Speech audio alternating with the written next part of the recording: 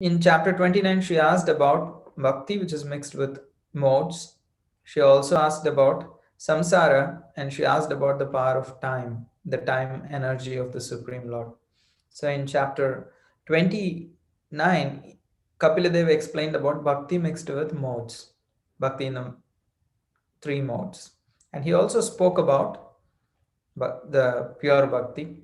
And towards the end of the chapter, he spoke about the power of time from verses 35 to 45 towards the until the end. He spoke about the power of the time energy of the Supreme Lord.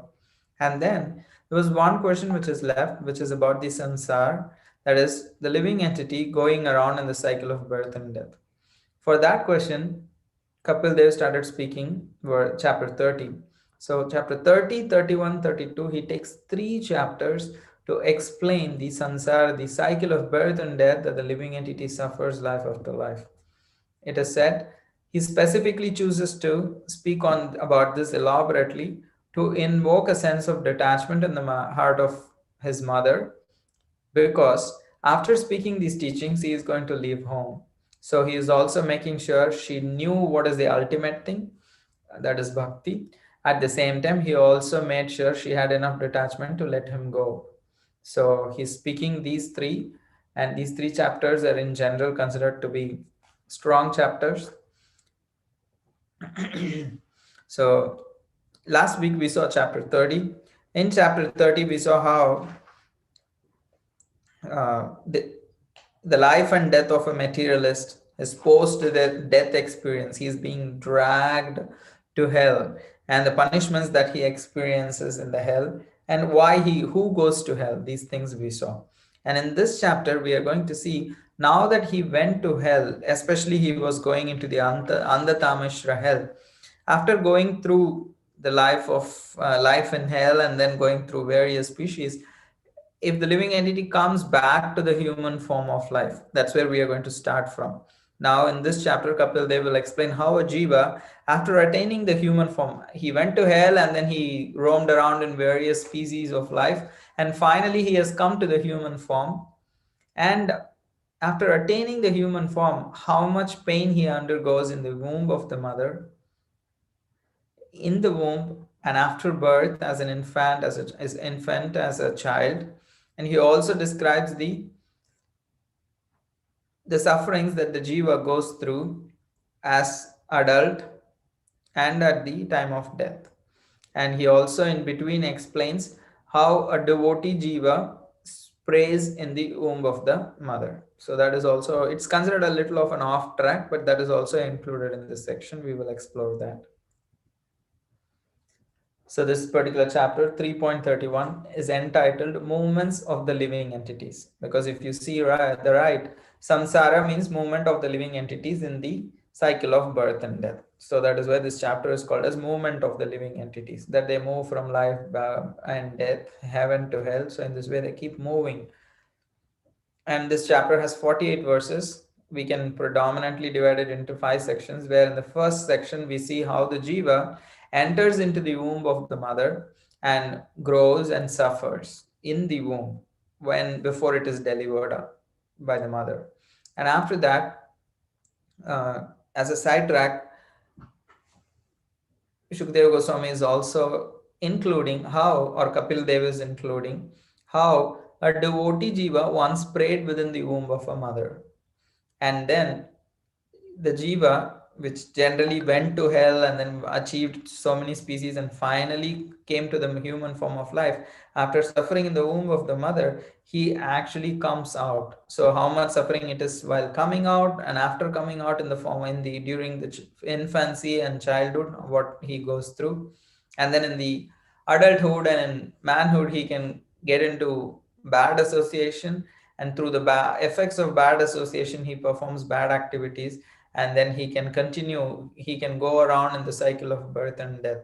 So that is being explained in this chapter, that how this living entity suffers in the womb and after birth, in infancy, childhood, and throughout his life. In the next chapter 32, Kapil Dev will speak about returning to this world by again Sakhama Karma Yoga.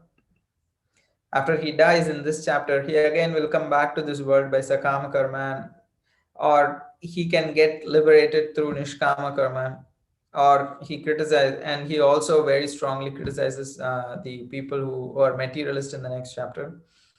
Also, after having explained the results of the condemned sinful activities, Kapil Dev explains the results of prescribed activities with materialism. That we'll see in the next chapter, all those things that he explains. After that, he will take leave from his mother and retire.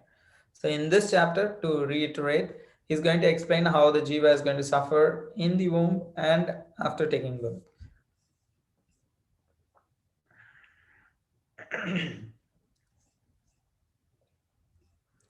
So, the first 11 verses are going to speak about how the Jiva enters, grows, and suffers in the womb of the mother. So, this is a very famous verse, the first verse of the chapter. Karmana deva netrena jantu deho papattaye striya pravishta udaram pumso reta kanashraya. So, karmana deva netrena. Karmana, why does he take birth? Why does this living entity take birth? Krishna takes birth, Atma Maya. But this particular living entity takes birth because of karmana, because of his previous actions, Daiva Netrena, which are overseen by the Daiva, the demigods, you can say, or the fate or destiny or the Supreme Lord. So various factors are involved. So karmana daiva netrena, under the supervision of the superior power of the Supreme Lord, under the control of the material nature, due to his past activities, karmana daiva netrena, jantur, this living entity, deha upapatte, he finally achieves another body. How he achieves the body? For achieving the body, first he has to take shelter, ashraya, of what? Retakana, of a semen particle. He has to take shelter of a semen particle of the man. And striya pravishta udaram, he has to enter into the womb of a mother. So, under the Lord's supervision, according to his karma, the jiva is made to enter into a woman's womb through the particle of a male semen for assuming a particular type of body. So, which man, which woman, it all depends on his karma. And in the now he has entered by the under the supervision of the Supreme Lord. In this purport, Srila Prabhupada also, in the first verses, purport, Prabhupada also takes up the issue how life comes from life. Life does not come from matter. It is not just sperm and ovum mixes, there is life. Only when a soul takes shelter, then only the process of reproduction can be successful. So Jiva's entrance, growth, and suffering in the womb, when explaining this, here, one of the most important sections of Srimad Bhagavatam comes into picture. Many places, Srila Prabhupada, various acharyas have actually quoted this as a proof how the Puranas, the Vedic scriptures, are actually scientific and are not created by mundane authors. How the knowledge is coming from the Supreme Lord and passed down by great sages with spiritual knowledge, which with deep spiritual knowledge. So this particular section of Bhagavatam also recounts this, and Markandeya Purana also in the Markandeya Purana also Markandeya Rishi explains the process of how a living entity takes shelter and how he develops in the embryo and how he takes birth.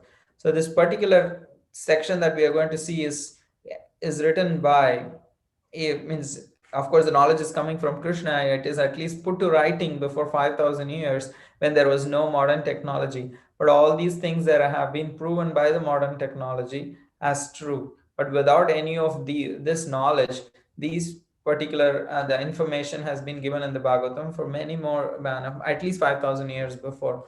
Even if you take the commentaries into picture, at least 1,000 years before we have commentaries on this section.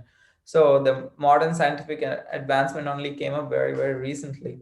So the first night, the sperm and the ovum mixes. At the fifth night, if at all there is a chance for the soul has taken shelter, then their mixture.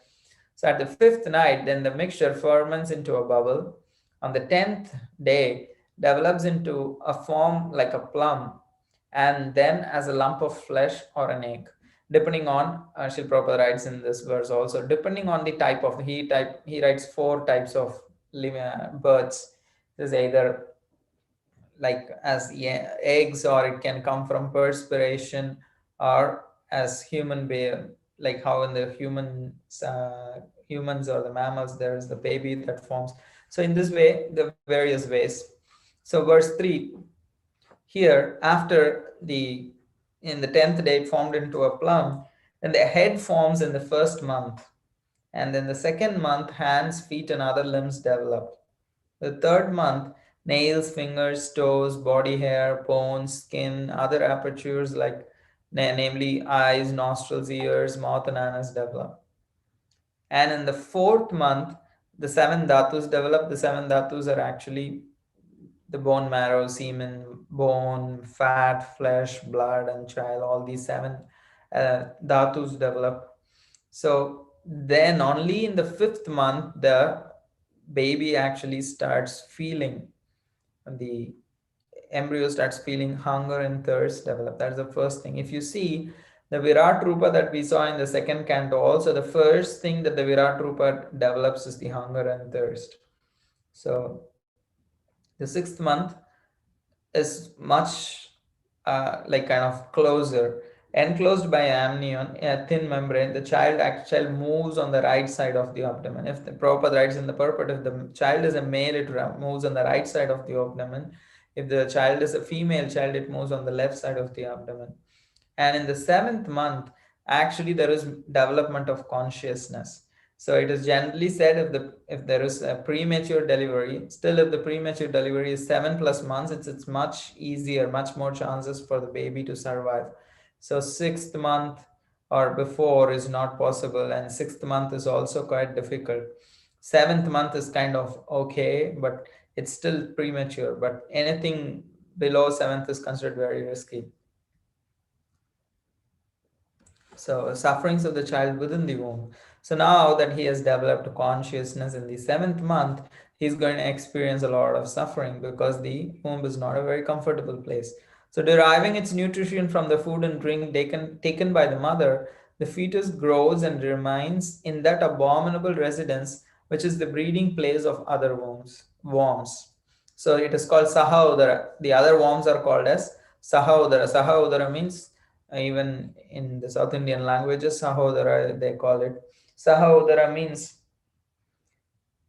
those worms also took birth in the same womb. Udara is womb, and Sahodara is in the same womb they are all born. This baby is also born in the same womb. Those worms also took birth in the same womb. So they are considered brothers. So he is living with those worms like a brother in the same womb. He is also living. But the place is not a very good place to remain. So the worms bite the tender body of the child repeatedly, due to which he becomes unconscious moment after moment, because the pain could be intolerable. And also the mothers, if they are not guided properly, they may eat different stuff which is very uncomfortable for the child. Generally, traditionally, I have seen when ladies become pregnant, the elders in the family, the elder ladies in the family have very strict dietary regulations for them, what they can eat, what they can't eat. And they will have very special things when are fed to them. So it's special things means not always tasty, not necessarily always tasty, but there are special medicinal things, and so many things are fed, will be fed to them, I've seen. So if there is no understanding of the sensitivity to the baby and the baby can handle, what the baby cannot, if there is no guidance, then the mother will tend to eat whatever she likes to: bitter, pungent, hot, salty, dry, or sour foods. The body of the child actually suffers pain due to these foods because they are very abrasive for the child's digestive system. And it's quite undeveloped also in its abilities to grasp all these things. So it kind of creates irritation, acidity, and all these kind of difficulties for the child. It's so unsuitable for the child's situation. Unable to move because of the covering of the amnion and the intestines, the child remains lying on one side of the abdomen, his head turned towards his belly, and his back and neck arched like a bow. So his position is also very uncomfortable, and his posture is also very uncomfortable. And in this state, the child is not free to move. So, if he is fortunate, he remembers his actions in the past 100 births and grieves. What is the possibility of peace of mind in that condition? So, even if you say, okay, the child's physical state is like um, kind of uncomfortable. At least he is unconscious or something like that. But here, because his consciousness is developed, it's being said his mind is also not peaceful, because not just because of physical inconvenience, he is also, if he is fortunate, it's very kind of a paradox. If he's fortunate, he will remember, but if he remembers, he will be grieving and then he will be losing peace of mind. Then why is it fortunate? Because if he actually grieves, and then even if he feels agitation, when he comes out, there will be more detachment, generally speaking. Not all are going to experience. That's why it is said if he is fortunate. So we will see that connection in the from the 12th verses, actually, when the Jiva offers prayers. So if he's fortunate, he remembers his actions in the past 100 births and he grieves never to perform those, and he understands that is a problem that he is currently in this position. And from the seventh month, he attains consciousness, which we saw earlier. So until this point of time, he was not having a strong consciousness. So at the seventh month, he attains consciousness. At that time, the Suti Vata, Vata is air. The Suti Vata is the air which actually pushes the child downwards so that it can take birth. It actually pushes it out of the womb. So that particular vata, that particular air which pushes the child down, actually becomes activated in the seventh month and tosses the child downwards gradually.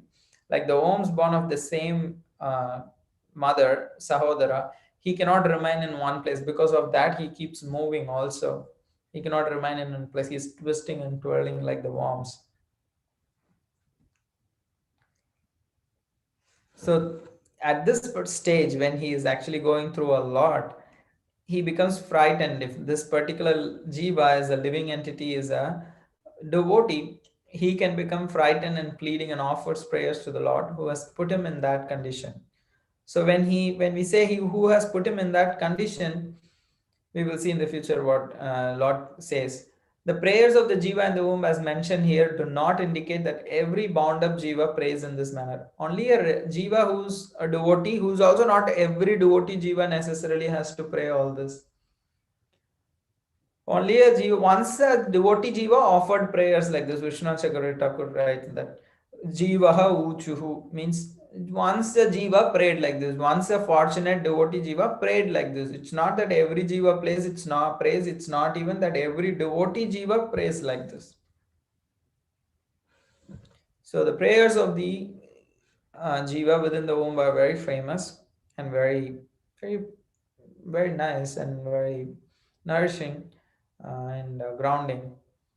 So here in this first verse, he says, I wish I had the ability to refer to these verses also. Okay, let me see.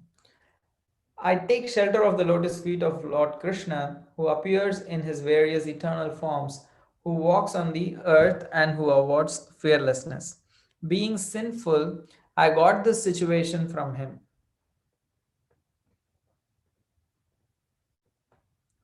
So I'm just trying to access.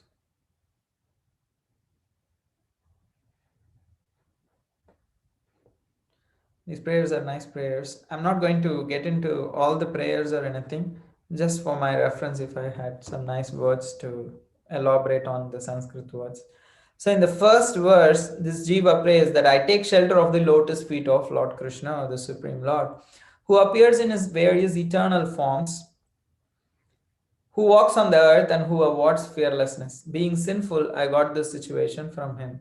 So, here the living entity is praying, the jiva is praying that how the Supreme Lord, because he's fearful, he's experiencing all these pains, he's experiencing how the Supreme Lord, he walks this earth not because of any karma. He just comes in his eternal forms.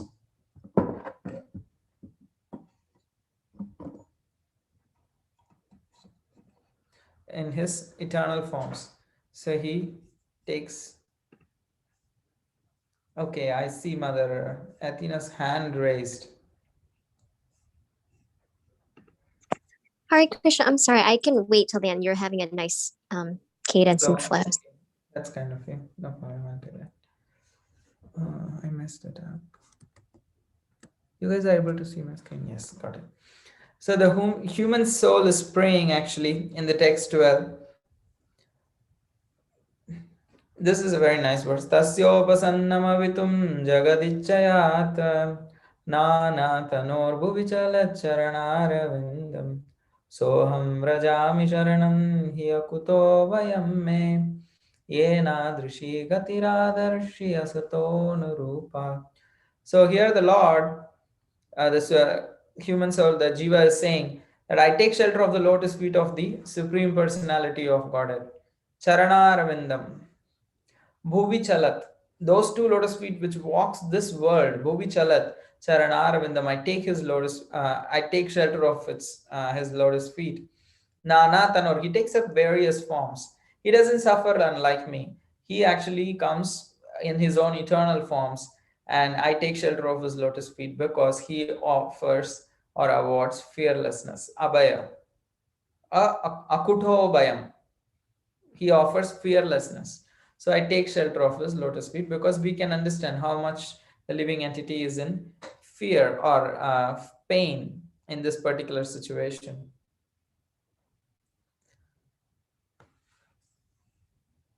So I'm lying in the womb due to Maya, but he is also here with me, but is unaffected and changelessness. Although unlimited, he is perceived in the repentant heart. So it's not just the living, the Supreme Lord takes birth outside and then he moves around in the earth. The Jiva also realizes it's not that he is present outside, he is even in this stage. He is staying with me, he is within me, he is accompanying me even within this womb, even though I am lying here because of my karma. Yastu atra baddha iva karma viravritatma. Even though I am here because of karma, he is not like that. But still, even though as if he is iva baddha iva karma vir, as if he is also bound by karma, he is coming along with me. But the difference is he is Vishuddham, Avikaram, Akhanda Bodham. He is unaffected.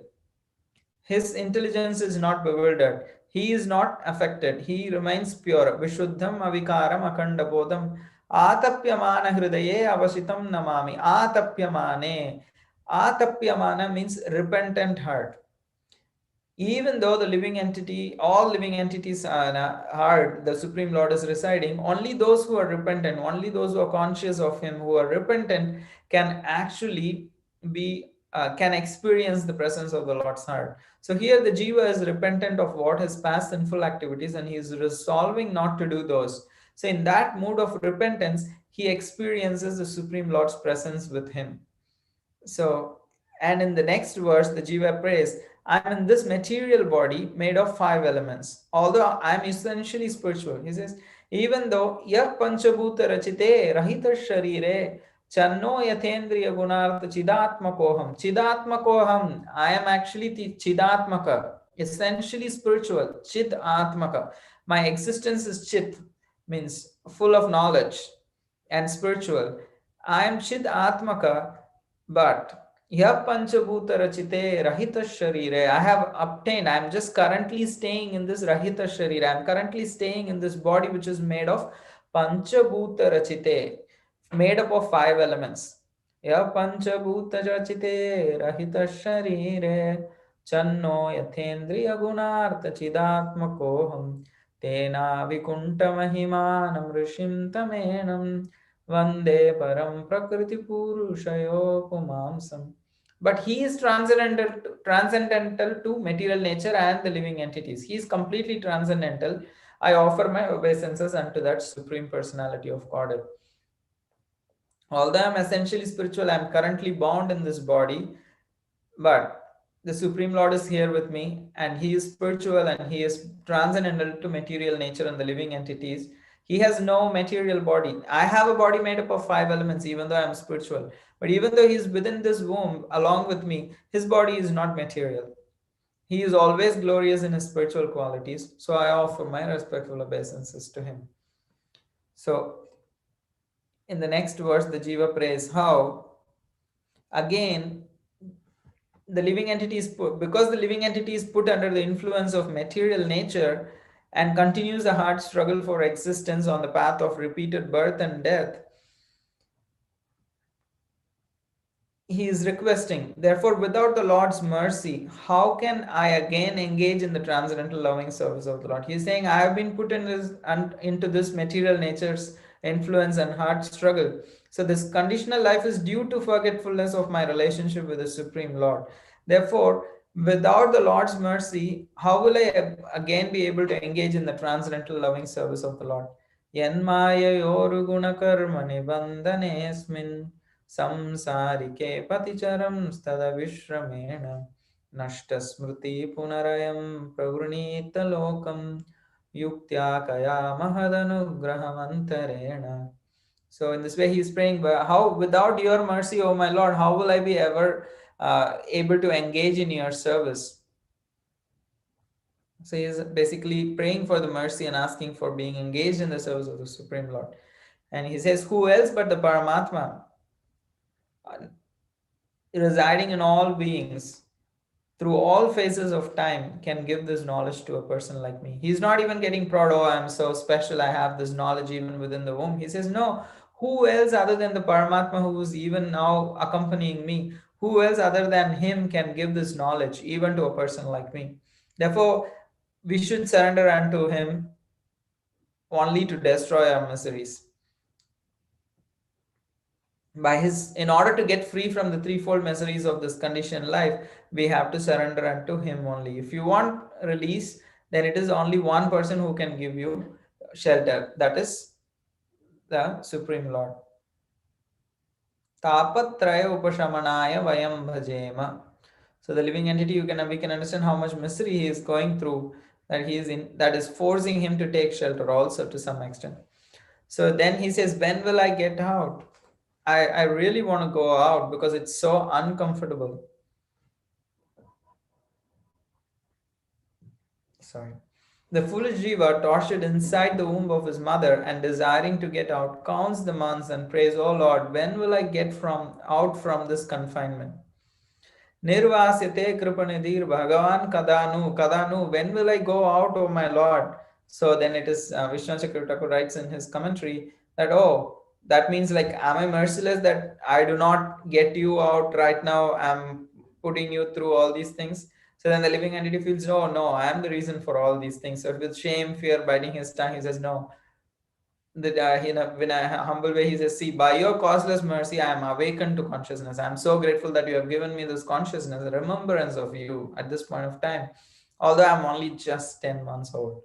I haven't even come out of the womb.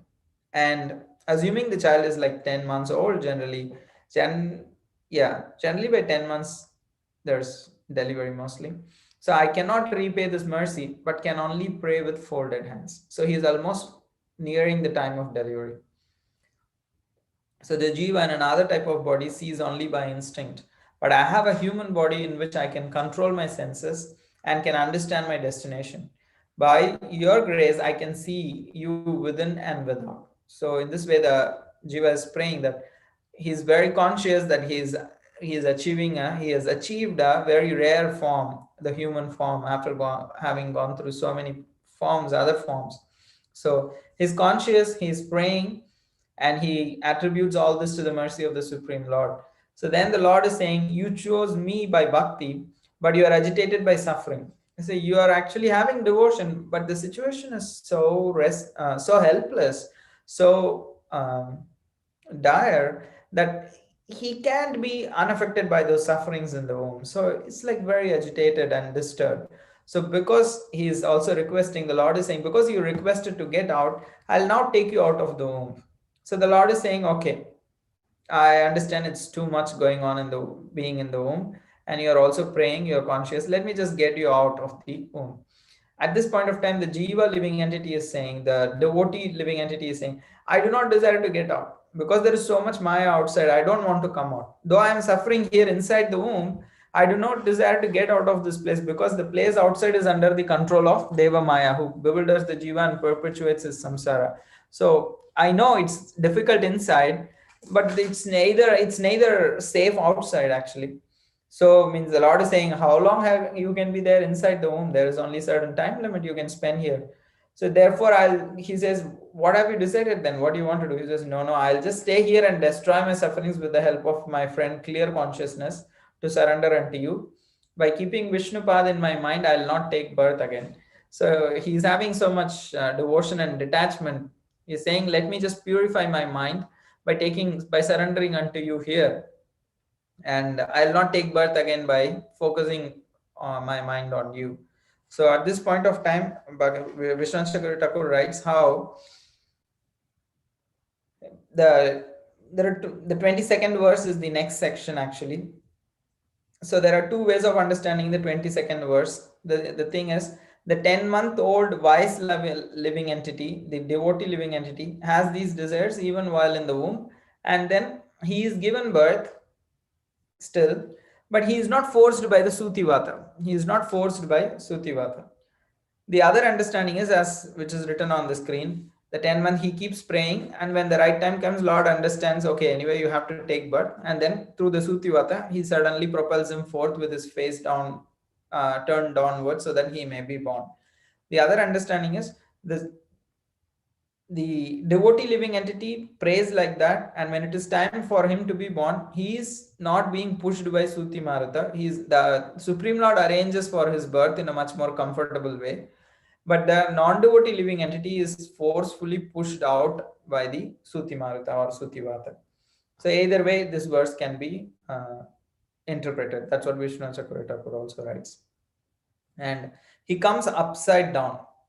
Is like, it's like a, what do you call, roller coaster, or like there are like water world and Disney World and all these places where you just go through so many things. So he's just really coming out upside down with great difficulty, and it's not that easy also. It's with great difficulty he's coming out, almost practically breathless and deprived of memory due to severe agony. Everything, he just forgets everything. So entrance into ignorance. So from here, from the verse 23rd, this is this is actually in continuation with the verses 11, because in the previous chapter, the living entity we saw was a materialist.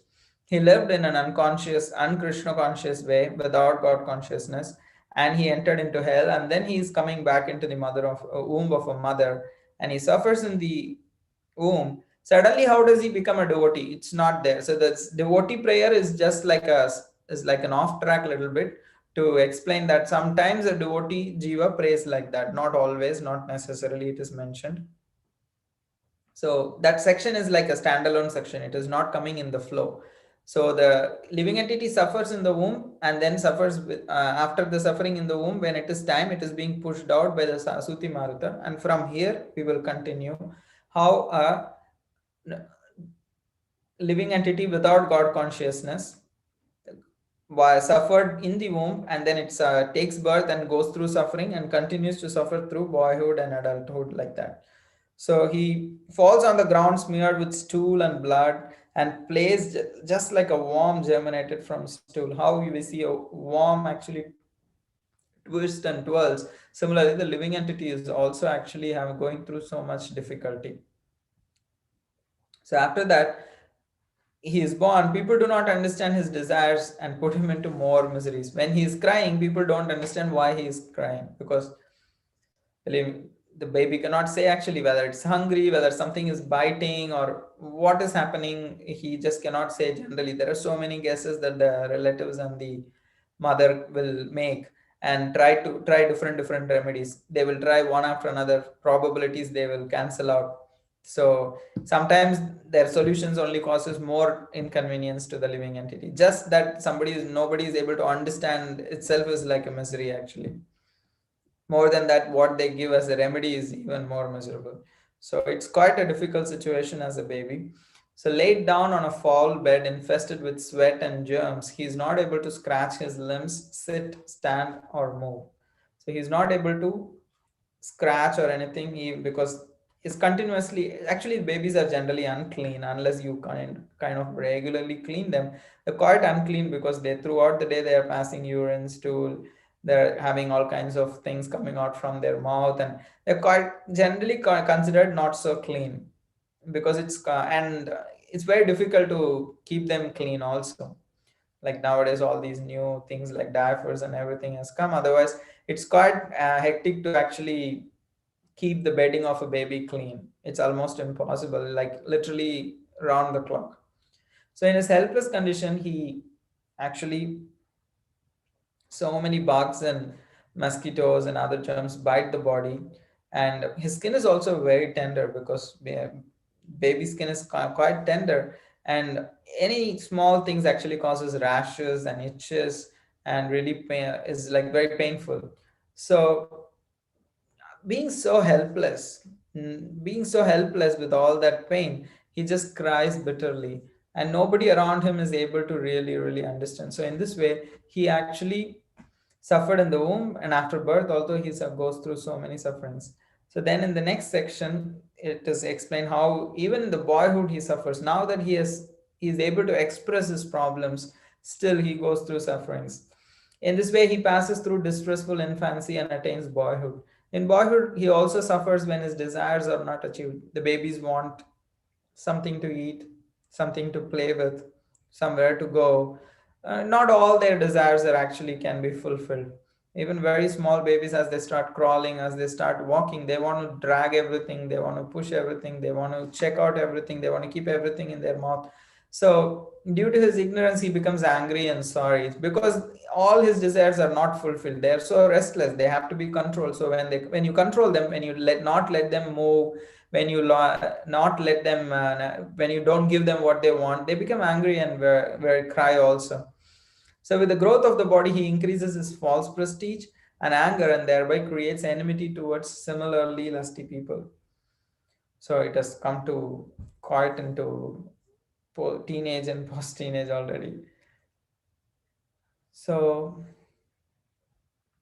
then as he grows, then he develops this strong concept of I and mine.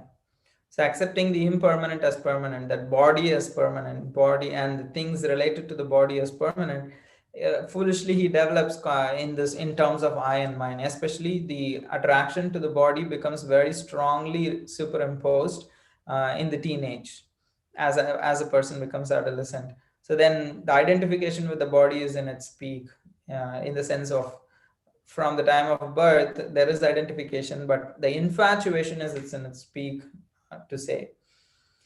And subsequently he performs actions for the sake of his body and becomes further implicated by reactions. If he grows from that age and gets into uh, family or earning and all these things, then he performs actions for the sake of his body and becomes further implicated by reactions.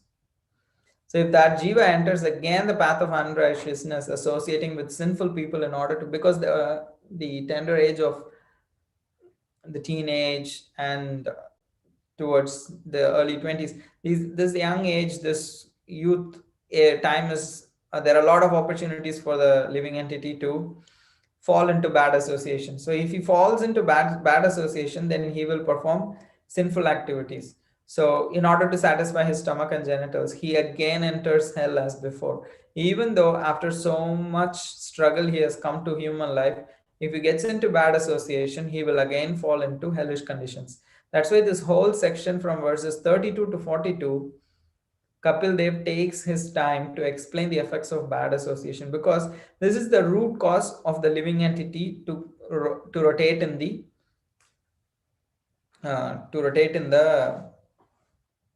cycle of birth and death. Because if at all he achieves the association of uh, devotee, then he can get out. Prasangam ajaram pasham atmana kavayo vidu saeva sadhu shukruto moksha dwaram apavratam.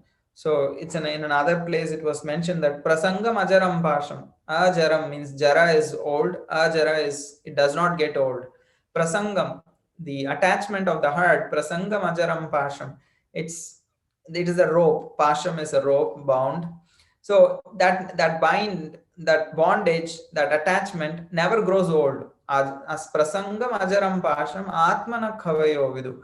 But somehow or other, if he associates with the devotees, prasangam ajaram pasham atmana khavayo vidu sayeva sadhu shukruto. If he by mercy he associates with the devotee, then moksha dwaram aparutam, then the doors of liberation actually open. So here also, if the jiva gets into a bad association, he again goes to hell. That is why here this whole section is explaining what is the effect of bad associations, so that one becomes aware and avoids bad association. So in the next verse, in bad association, he loses all good qualities. That's the most important problem. Even if he has good qualities in his growing up in a good family, still he can lose all those good qualities. We see in the case of Ajamila, born in a Brahmin family, having such good brought up, but still loses all his good qualities like truthfulness, cleanliness, mercy, gravity, intelligence, shyness, austerity, fame, forgiveness, control of mind and senses. It's exactly the life of Ajamil actually. Satyam Shaucham Daya Maunam Buddhi Shri Hrirasha Kshama Shamodamo Vagischeti Yat Sangaryati Sanshayam. So all that Sanshayam, all that gets lost by the bad association. So, and it is clearly said what is bad association. So one should not associate it with a coarse fool who is bereft of the knowledge of self-realization, one who thinks he is his body without the knowledge of soul, and who is no more than a dancing dog in the hands of a woman. So he is considered as a bad association. So it is here it is specifically speaking about women, because generally in the past literature is like, see, if you see the speaker and the hearer, here in this case it is Mother Devahuti, but the speaker is Kapil Dev. He is also generally he is instructing, so it is done in the mode of speaking to a man. But the same is exactly applicable to the women also. So be aware of the opposite sex. So the infatuation and bondage which accrues to a man from attachment to any other object is not as complete as that resulting from attachment to a woman, Yoshit Sangat, or to the fellowship of men who are fond of women. So here, the properly married relationship is not being like told. There also, if it is like a grihas, the proper grihastha ashram, it's not, that is not being found fault with here. It's clearly speaking about one who is a person without God consciousness getting attached to women, or those people who are actually fond of women. So these are considered as bad associations. So na tatasya bhaven moho bandhasyanya prasangatah yoshit sangad yata pumso yata tat sangi sangatah. So the infatuation and bondage which accrues these two due to these kind of bad association is so strong, nothing is as strong as that. And we can see this world in general, this is one of the most strongest forms of bondage that a person develops around the sex and orientation of sex. This is the strongest attachment or strongest identification, and trap or all kinds of bad activities actually sprout from there. That attachment to sex life gives birth to so many other problems or attachments, and results in hellish conditions even while living, what to speak of afterlife. So even Brahma got attracted to his own daughter. So to emphasize how strong the sex impulse is, here Lord Brahma is being quoted. But however, we also understand that we are not here judging Brahma, because Brahma also did this, uh, like it's for the sake of lesson, teaching lesson also it is considered. So here even Brahma, as big as Brahma, is also not considered free. And then there is a very nice verse. He says, nobody is immune. तत्सृष्टसृष्टसृष्टेषु को न्वखण्डितदीपुमान्. I think I typed wrongly. It is not shishteshu. I think might be it's a system auto correction. Srishteshu. तत्सृष्टसृष्टसृष्टेषु को न्वखण्डितदीपुमान् ऋषिं नारायणं ऋते yoshin maye maya. He says, nobody is immune to this attraction. Amongst all living entities begotten by Brahma, none but the sage Narayan is immune to the attraction of Maya in the form of a woman. Or amongst those who do not worship Narayan, no one is spared by Maya in the form of a woman. Either way, we can understand this verse. If somebody is not worshipping the Supreme Lord, then he can never get released from this attachment to sexual enjoyment. Even kings are conquered. So he's saying, Balam me vashamayaya Srimaya jayino dishamya Karoti padakrantan Bhruvi jrumbrena kevalam. Just by the movement of the eyebrows of the opposite sex, a person is completely controlled. Even that person may be as big as a king. Muchukunda also prays similar prayer. I remember, I knew it, but I cannot recall, but I can just remember. It's the same kind of a context. He prays to the Supreme Lord when the Supreme Lord appears to him in the cave. He says, "What is the use of being a big king? Because he may actually kick so many crowns in the battlefield. He may conquer so many kings and kick their crowns. But when he comes back to his Antapura, when he comes back to his own home, into his private chambers, the same person who kicked the crowns of various kings falls under the feet of the women for sexual enjoyment." So here also it is said, even kings are conquered. The kings are generally conquering others, but even those kings are conquered not just by big anything, it's just by the movement of the eyebrows. Because it is said the eyebrows of a woman are like the arrows of the cupid, and their and the sight and the vision is considered as the arrows that Kamadev works through. So it's good enough for the opposite sex also. So balam me pasya mayaya strimaya jayino dishamya karoti padakrantan bhuvi jrimbrena kevalam. So it's so easy for a person to become susceptible to this. So gateway to hell. So even great devotees and jnanis should avoid the association of women, who is declared in the scriptures to be the gateway to hell for the advancing devotee. So here it is clearly saying how a person who is in the renounced order, then it is surely it is not good for him to associate for sense gratification. Then it becomes a gateway to hell for someone who's trying to advance. Way of death. So this bad association is also pathway to death. One who associates with Maya in the form of a woman by accepting services must certainly know that this is the way of death, just like a blind well covered with grass. Like, just as women is a cause of problems for man, man is a cause of problems for women. It's just the opposite. Or whoever one is attached to for sexual gratification, that person becomes that. See, the problem is not with the person. The problem is actually the attachment that a person has in one's heart.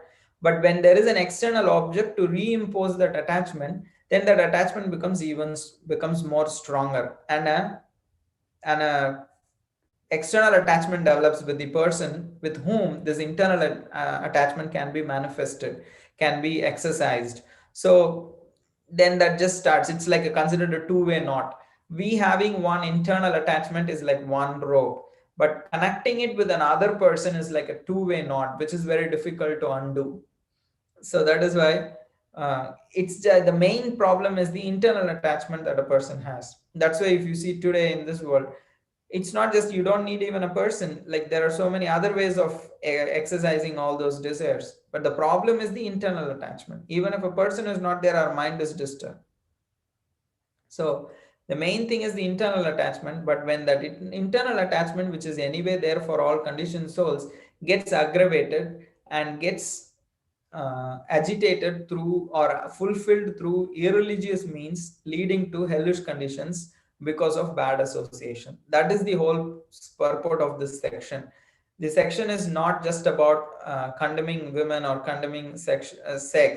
It's about using, like, the internal attachment is there. Even when it is religiously, it could be utilized, but still, when there is a bad association, the same attachment, which could be religiously properly dovetailed and can be utilized in the Lord's service, gets actually convoluted and becomes a pathway leading to hell. So that is why the bad association is what is extremely condemned here. That is only is aggravating the internal attachment.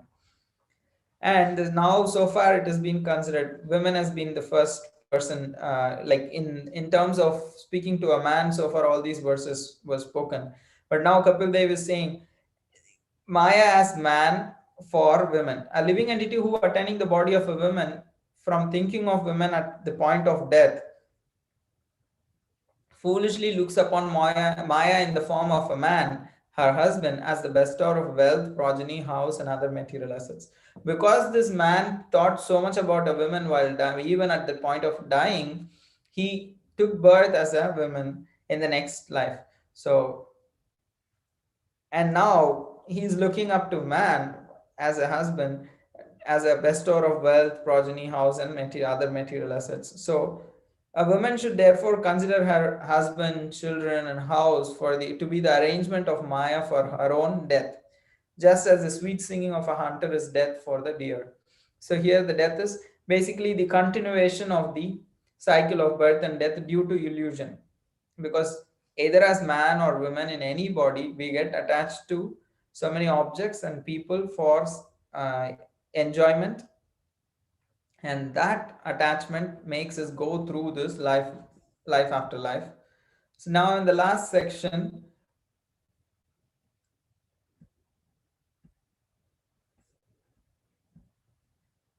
Kapil Dev is explaining how to understand birth, death, and how to go beyond this. So, because the birth and death is the more main aspect of samsara, so that is the most aspect of fear. Fear comes from death as well as birth.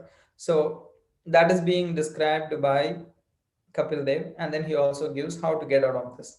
So, Jiva's transmigration is due to fruitive acts, because a Jiva wanders from earth to other planets to enjoy or suffer his karma phala. After this life, he will either go to heavenly destinations to enjoy or hellish destinations to suffer, or takes birth again in the earthly planets.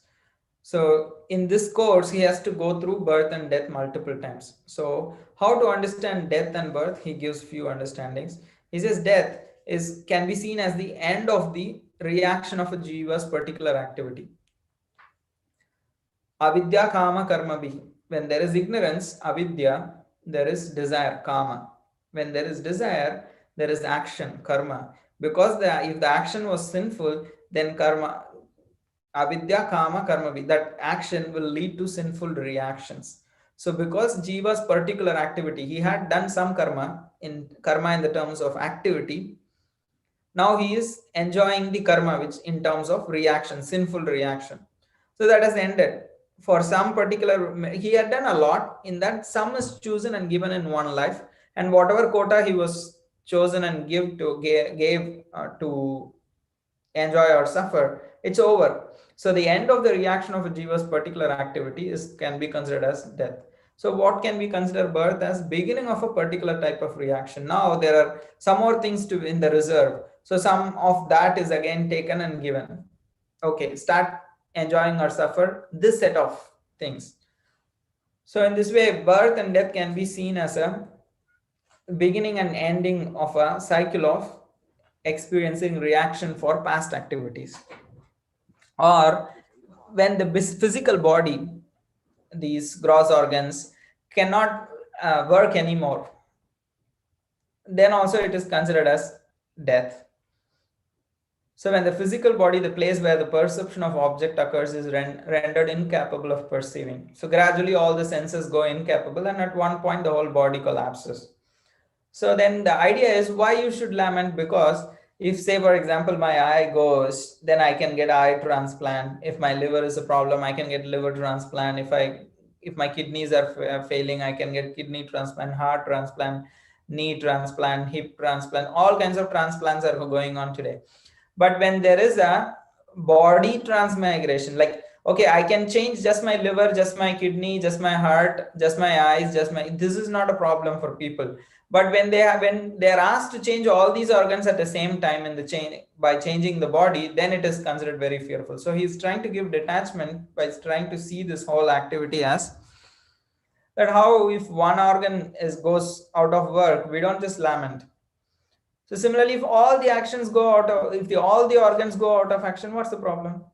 You say, for example, tomorrow my eyesight goes away. Do I die? Like my soul still exists. And say my eye also goes, my ears also goes, my nose also means at the time of death, what it is, all these sense organs actually lose their ability to work. But we should understand, Kapil Dev is explaining, we should understand that I still exist as a super soul. My existence is not depending on any of these organs, because when one of them fail, I don't die. So it does not mean when all of them die, I also die. No, I will still continue to exist. So how to see birth? He says, when one begins to view the physical body as one's own very self, the beginning of that attachment is called as birth. So, so he also explains how when the eyeballs are unable to see the objects, there is a gross sense organ, but there is a subtle sense organ also. So if the gross sense organ is not working, then the subtle sense organ, even though it is there, it cannot see. When both of them become incapable, then he becomes incapable to see. Because some people may have a physical eye, but they may not have a ability to see, or physical organ, but the inability to perform any action with it.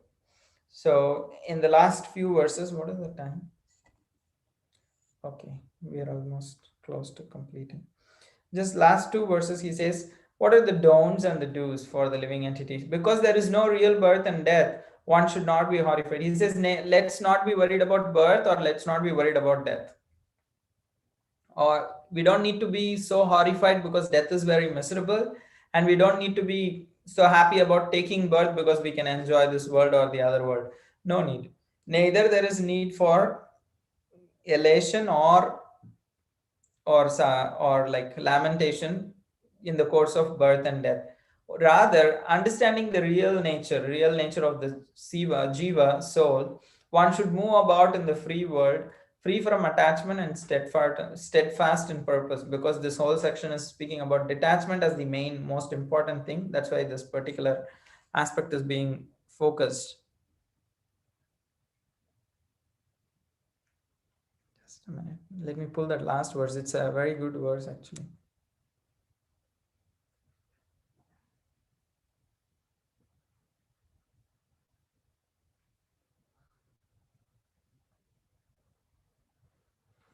Last verse, 48th verse is a very nice verse. Samyak darshanaya buddhya yoga vairagya yuktaya maya virachite loke charenyasya kalevaram.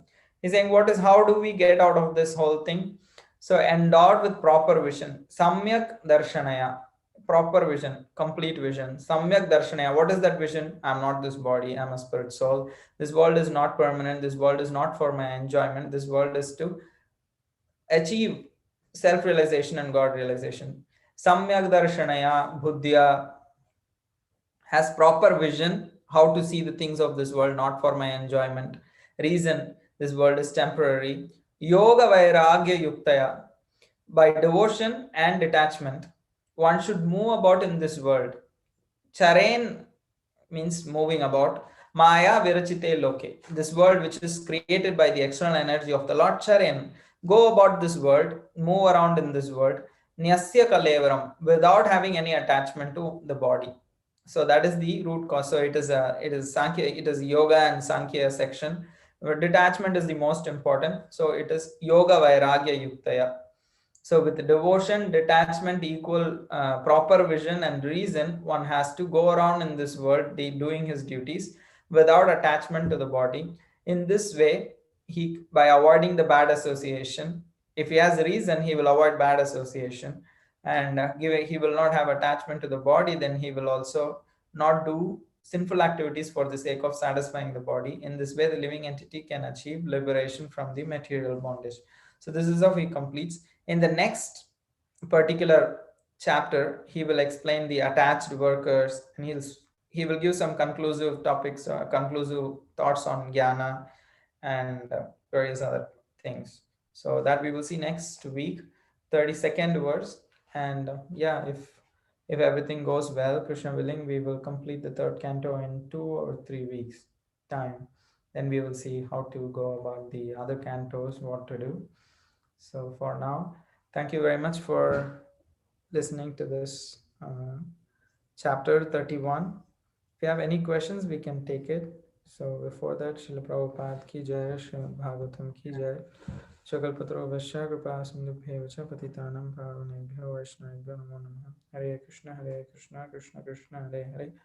Hare Ram, Ram Ram, Hare Hare. Tayo Hare